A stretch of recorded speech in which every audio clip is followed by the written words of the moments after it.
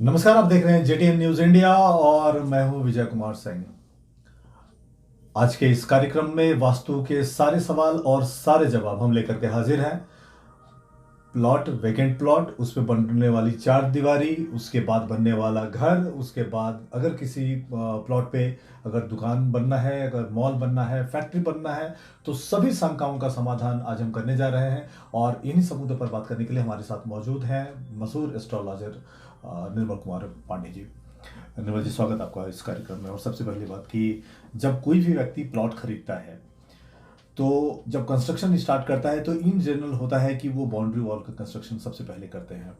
तो general perception ये है कि जो चारों दिशा है, पूर्व, पश्चिम, उत्तर, दक्षिण, वो एक समान, एक ऊंचाई के लोग बाउंड्री वॉल का कंस्ट्रक्शन करते हैं। तो सबसे पहले तो वास्तु के हिसाब से ये समझा दीजिए कि जो एक समान जो बाउंड्री वॉल की हाइट है वो सही है, या उसके अंदर रद्द बदल अगर हो तो वो ज़्यादा सुटेबल है लोगों के लिए। अगर ऊंचाई की बात करें तो उसमें दक्षिण पश्चिम और दक्षिण पश्चिम की दीवार और दक्षिण पश्चिम कोने की यानी कि नैऋत्य की दीवार ऊंचा रहना ज़्यादा बेटर होता है। बनाते समय हमको इस बात का ध्यान रखना होता है कि दक्षिण पश्चिम का कोना हर हाल में ऊंचा रहे और भारी रहे, ये हमको ध्यान रखना पड़ता है।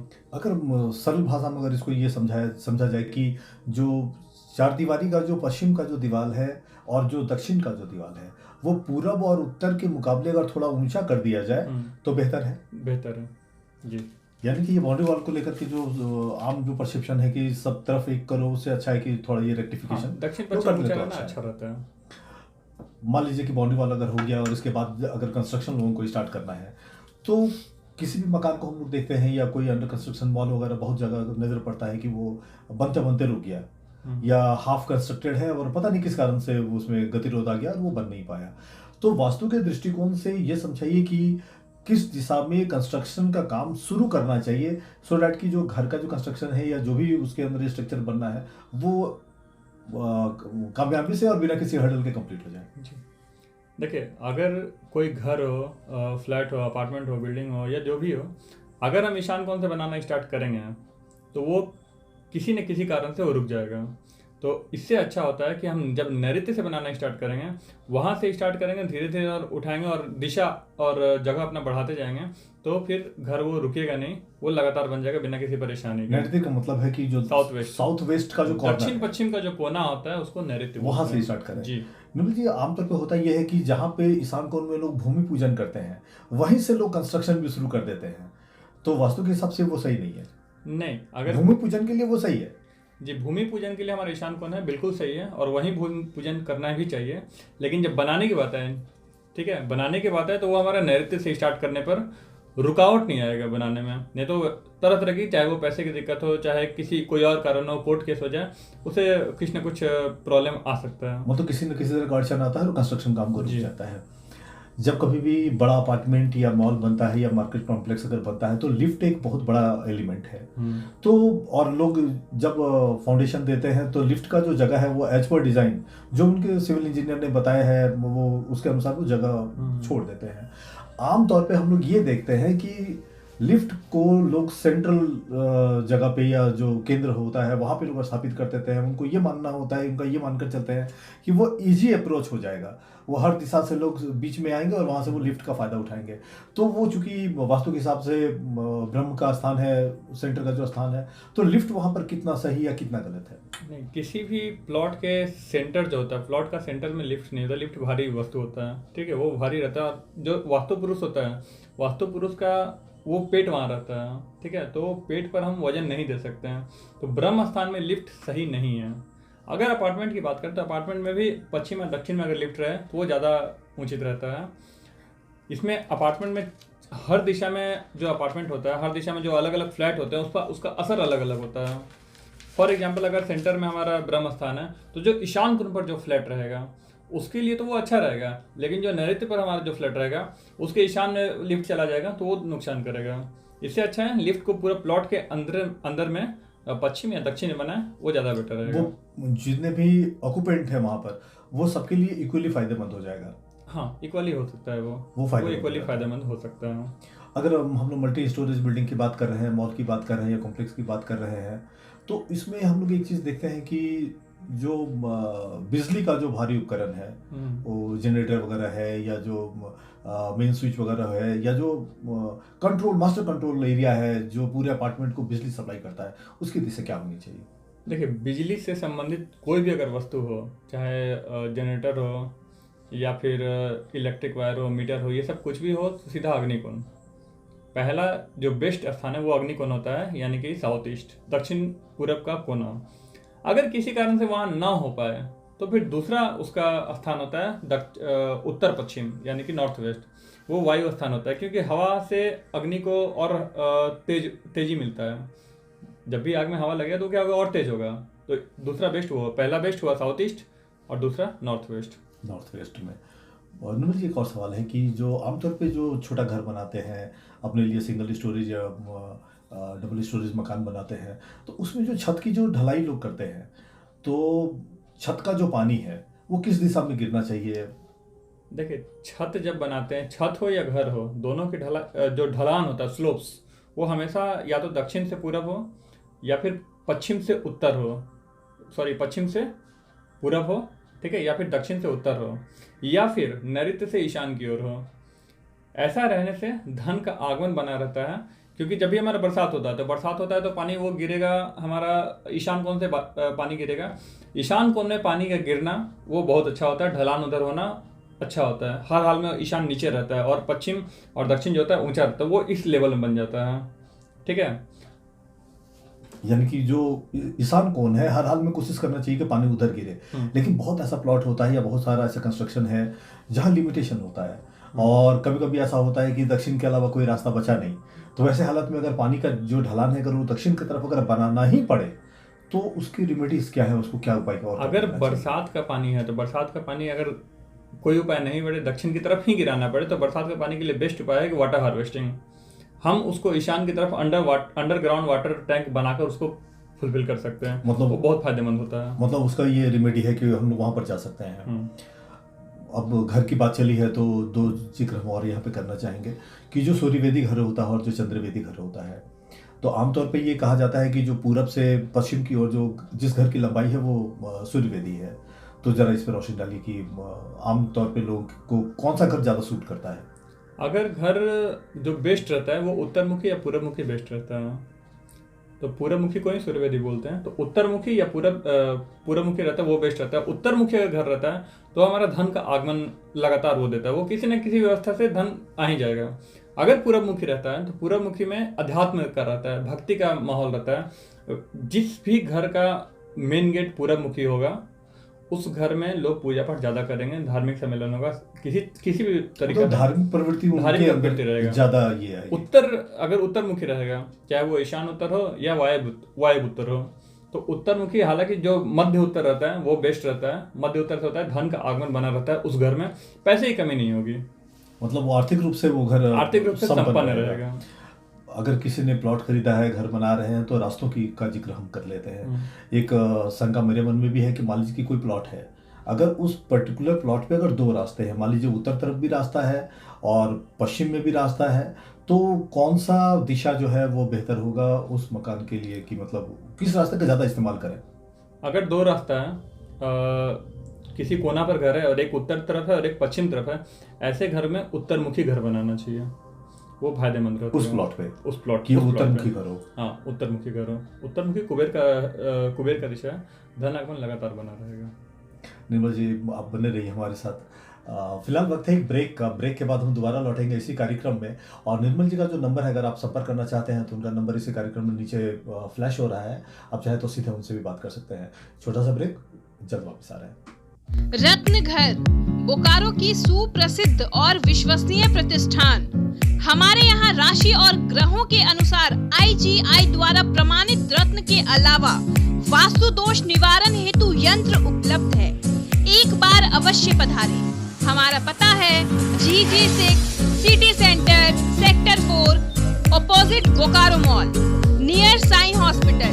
हमारा फोन नंबर है 9386 861012 और 9113308041। ब्रेक के बाद दोबारा आपका स्वागत है। और चूंकि बोर्ड के एग्जाम्स आने वाले हैं, इसलिए अगला सवाल हम बच्चों के लिए ले रहे हैं जो पढ़ाई करते हैं। निर्मल जी, बच्चों से जुड़ा एक सवाल कि बच्चों का जो स्टडी टेबल है वो घर में कहाँ होना चाहिए, या फिर किस फेस में उनको बैठ के पढ़ाई करनी चाहिए, जरा डिटेल में। हाँ देखिए, बच्चों का स्टडी टेबल हर हाल में पूर्वमुखी ही हो, मतलब उनका फेस हमेशा ईस्ट की तरफ हो, वो बच्चे सक्सेस करते हैं। अगर किसी कारण से वो ना हो पाए तो उत्तरमुखी हो, बट नॉर्थ एंड ईस्ट। पूर्वमुखी बेस्ट, फर्स्ट बेस्ट, उत्तरमुखी सेकंड बेस्ट। पूरब का दीवार पर पूरब के दीवार से सट के अगर कोई पढ़ता है, ठीक है, और पूर्वमुखी होकर ज़्यादा फायदेमंद है, वो ज़्यादा बेनिफिशियल है। निर्मल जी, एक सप्लीमेंट्री है इसी का। मान लीजिए कि घर के अंदर वो जो स्टडी का जो कमरा है वो कहीं भी हो, उस रूम के पूरब की दीवार को कंसीडर करना, आप ये कहना चाह रहे हैं? जी, किसी भी कोना में हो, किसी भी कोना में अगर वो रूम हो, किसी भी पूरे फ्लैट में कहीं भी रूम हो, अगर उसी रूम में अगर पढ़ना हो तो पूरब का दीवार होना पूरब की चाहिए दीवार। और बच्चे का फेस पूरब होना पूरब की चाहिए। ओर। बच्चे के लिए पढ़ने के लिए जो बेस्ट रूम होता है वो होता है वायुकोण, यानी कि नॉर्थ वेस्ट। अगर स्पेशलाइज्ड वे में अगर बात करें तो, अगर स्पेशलाइज्ड वे में बात करें तो नॉर्थ वेस्ट रूम जो होता है वो बच्चों के पढ़ने के लिए होता है। तो नॉर्थ वेस्ट रूम में बैठकर अगर ईस्ट फेसिंग कर पढ़ता है, बहुत फायदेमंद रहता है वो। निर्मल जी, हम बात कर रहे हैं पढ़ाई लिखाई को लेकर के, तो एक आम ये है कि व्यक्ति का जो उम्र है उसका वो 33% वो सोकर गुजार देता है। तो बेड का जो दिशा है वो जरा डिटेल बताइए कि कहाँ कहाँ होना चाहिए, और जो सर का जो पोजीशन है किसी भी व्यक्ति के सोने का, वो किधर होना चाहिए? देखिए, सोने के लिए घर के सारे सदस्यों के लिए अलग अलग व्यवस्था की गई है शास्त्रों में। जो घर का जो मेन मुखिया होता है, मुखिया मीन्स यहाँ कमाने वाला, जो घर का मेन कमाने वाला होता है, अर्जित करने वाला, जो अर्जित करने वाला होता है, तो उसके लिए साउथ वेस्ट हमारा बेस्ट कमरा है। साउथ वेस्ट कमाने वाले के लिए, जो घर का मेन कमाने वाला है, साउथ वेस्ट तरफ सोए, साउथ वेस्ट रूम में, और दक्षिण की तरफ सर रखे। दूसरा जो होता है घर के जो बुजुर्गों का कमरा होता है, जो बुजुर्गों का कमरा होता है उनके लिए होता है नॉर्थ ईस्ट। नॉर्थ ईस्ट कोना जो होता है हमारा मैग्नेट होता है, नॉर्थ ईस्ट कोना हमारा मैग्नेट होता है, तो वो बुजुर्गों के लिए होता है। पढ़ने के लिए जो कुंवारे लड़के और लड़कियों के लिए होता है वो होता है नॉर्थ वेस्ट, उन लोगों के लिए होता है।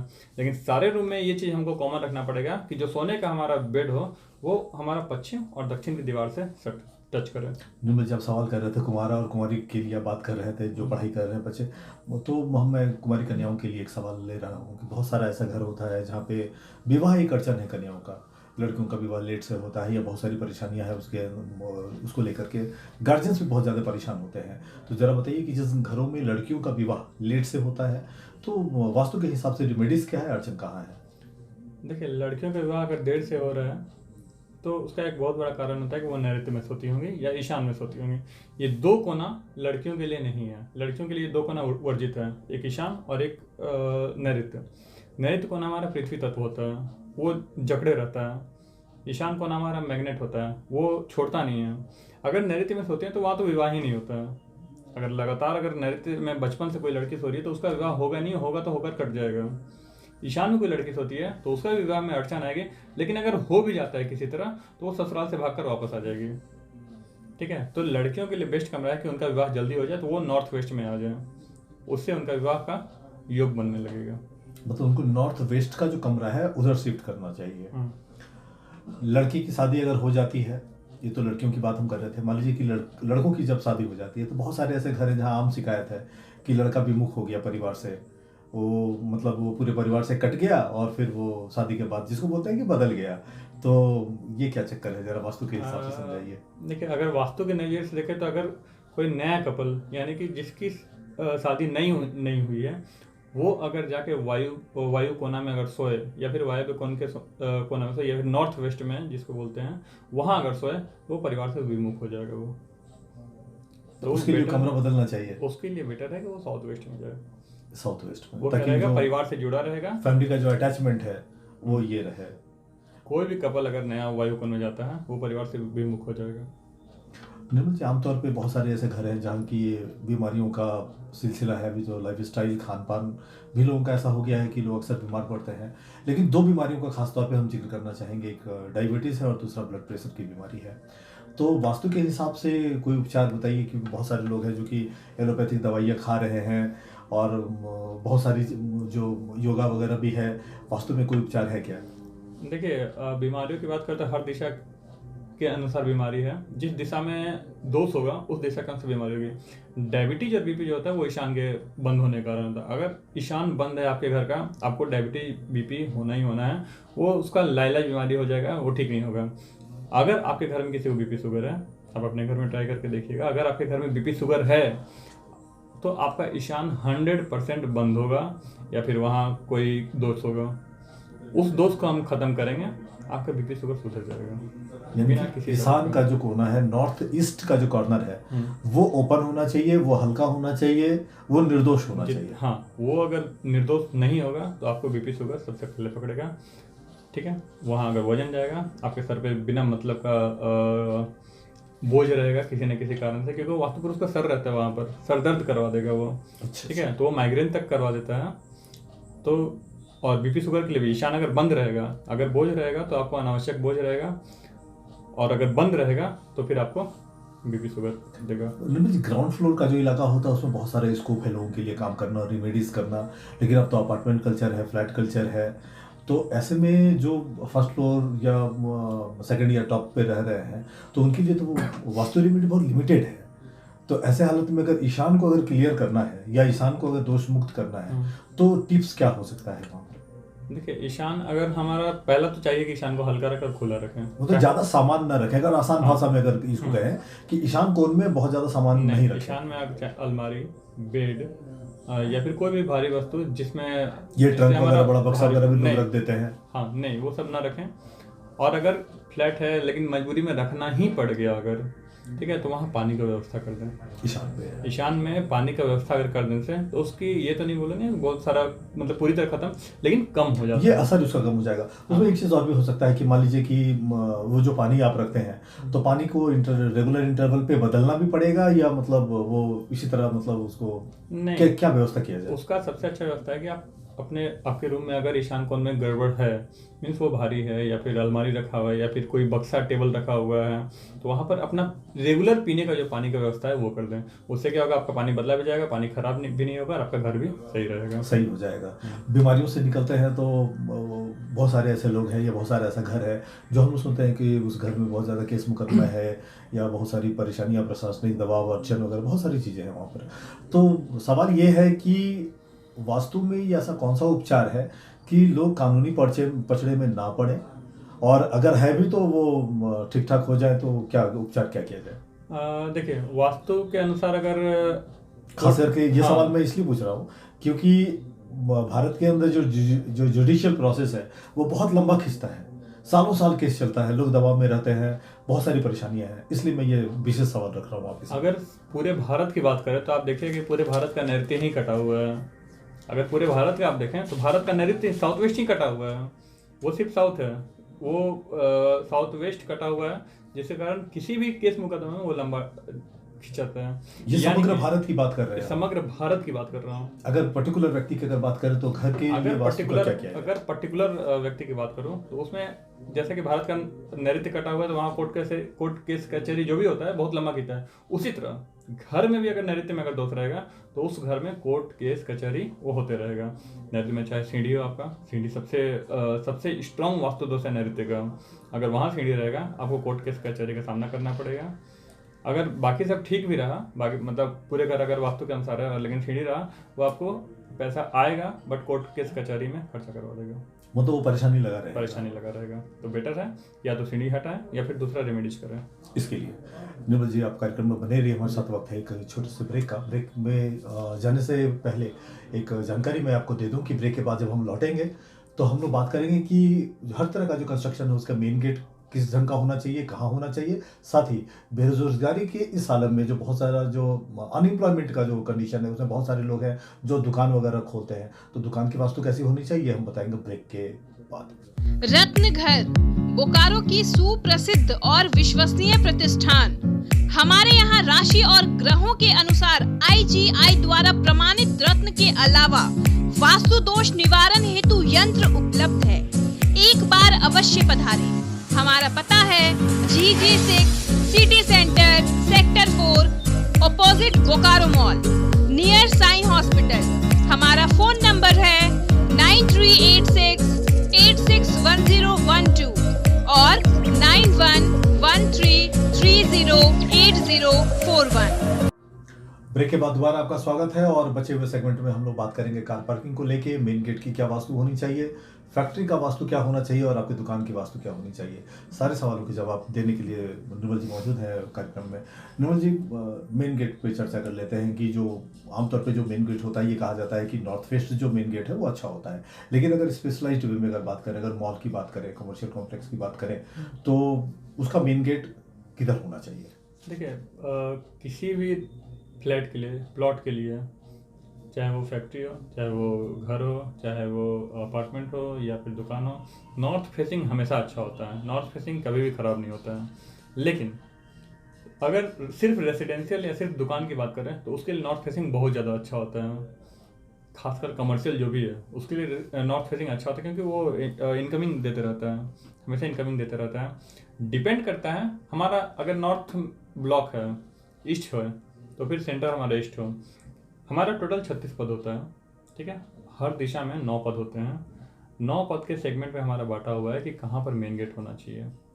फॉर एग्जांपल, अगर हमारा साउथ में है तो हम अगर इधर दक्षिण के से पूरब गिनते हुए जाएंगे 9 पद, तो अगर 9 फीट की 9 फीट लंबी अगर दीवार है तो उसको 9 फीट में डिवाइड करेंगे और उसमें से पद के अनुसार, जैसा आपका शास्त्रों में बताया गया, पद के अनुसार उसमें मेन गेट दिया जाता है। इसको थोड़ा आसान कर देते हैं कि पद का जो मतलब ये है कि किसी एक फेस का जो मेजरमेंट है उसको 9 इक्वल पार्ट में बांट देना है। ये 9 पद है। टोटल 36 पद होते हैं, क्योंकि हर दिशा में पूरा पश्चिम उत्तर दक्षिण 9 पद करके होते हैं। तो उस 9 पद में हमारा सेगमेंट बनाया हुआ है कि हाँ, यहाँ मेन गेट देना अच्छा होता है। साउथ वेस्ट में गेट देना सबसे खतरनाक होता है, जो कभी नहीं देना चाहिए। बहुत सारे घरों में अगर साउथ वेस्ट गेट है भी, साउथ वेस्ट गेट अगर है, यानी कि नैऋत्य में अगर गेट है, उस घर में दिवालियापन होना ही है। पैसा बहुत सारा आप रखिएगा, वो कब निकल जाएगा आपके पास से पता भी नहीं चलेगा आपको। अगर कोई रेंट का घर है, रेंट के घर में पहले किसी और घर से किसी और घर में अगर जाता है और नए वाले घर में अगर साउथ वेस्ट गेट है, तो बहुत सारा पैसा कमा कर भी जाएगा तो वो खाली हो जाएगा। मतलब कि एन के प्रकरण उसको नुकसान होना है आर्थिक रूप से। निर्मल जी, जो जैसे इंडस्ट्रियल फैक्ट्री है, रिलीजियस मंदिर है और कमर्शियल कॉम्प्लेक्स है, तो सबके लिए नॉर्थ फेस का है या मंदिर वगैरह में एक्सेप्शन है क्या? मंदिर के लिए पूरब मुखी अगर मंदिर हमारा है तो उसके लिए पूरब मुखी बेस्ट रहता है, क्योंकि पूरब मुखी हमारा सूर्य देव का है, अध्यात्म का है। घर भी अगर हमारा पूरब मुखी होता है तो वहाँ भक्ति, अध्यात्म, धार्मिक माहौल रहता है। मंदिर पूरी तरह से धार्मिक है तो वहाँ पर पूरब मुखी बेस्ट रहता है, जिससे अध्यात्म का माहौल बना रहे, किसी तरह से कोई प्रॉब्लम ना हो। मान लीजिए कोई फैक्ट्री लगा रहे हैं, तो फैक्ट्री का मेन गेट किधर होना चाहिए? नॉर्थ के अलावा अगर कोई ऑप्शन अगर है तो? नॉर्थ के अलावा सेकंड ऑप्शन ईस्ट। अगर रोड आपका ईस्ट साइड में है तो ईस्ट फेसिंग, अगर साउथ में है तो फिर साउथ ईस्ट, अगर साउथ में है तो साउथ ईस्ट, अगर वेस्ट साइड में अगर रोड है तो फिर नॉर्थ वेस्ट या फिर exact west, but not in south west. Except south west आप बना सकते हैं इमरजेंसी में। अभी लोगों के पास जगह बहुत कम है, कार पार्किंग एक बड़ा समस्या है। ऐसे में जो जनरल पीपल है, जो 4 व्हीलर यूज़ करते हैं, जिनके पास कार है, तो उसके पार्किंग के बारे में ज़रा बताइए कि पार्किंग का क्या किया जाए। देखिए, कार पार्किंग के लिए जो बेस्ट जो होता है, कार पोर्च बोलते हैं, वो ईशान कोण होता है। ईशान कोण हो सकता है, उत्तर मध्य भी हो सकता है, बट ईशान बेस्ट होता है, क्योंकि ईशान कोण जो होता है वो हमारा वास्तुपुरुष का सर होता है। सर को आप बार बार दबाइएगा, हटाइएगा, तो क्या करेगा, आराम मिलेगा। तो उसी तरह वहाँ अगर कार लगाएंगे कार पार्किंग में, तो वो क्या करेगा, थोड़ा सा बाहर पड़ेगा, फिर सुबह कार निकलेगा, फिर बाहर पड़ेगा, फिर सुबह कार निकलेगा, तो उसको आराम मिलता है, तो वो बेस्ट रहता है ईशान कोण। ईशान में मतलब कार पार्किंग अगर हो तो ईशान में हो। जब गंभीर चर्चा की तरफ हम लोग बढ़ रहे हैं कि जो अनएम्प्लॉयमेंट यूथ है, आमतौर पे लोग दुकान वगैरह खोलते हैं, बहुत सारे ऐसे केसेस हैं कि आज दुकान खोला 6 महीने के बाद बंद हो गया। तो ज़रा इसको डिटेल में समझते हैं कि आखिर ये फेल क्यों होता है। ज़रा इस पर 2 लाइन हो जाए, फिर आगे हम एक स्पेसिफिक सवाल। अगर आप कोई भी दुकान खोलते हैं, वास्तु के अनुसार अगर देखा जाए तो कोई भी दुकान अगर खोलते हैं, दुकान के अंदर का जो वास्तु है उसको भी संभाल कर रखना बहुत ज़रूरी होता है, उसको वास्तु के अनुसार सजाना बहुत ज़रूरी होता है।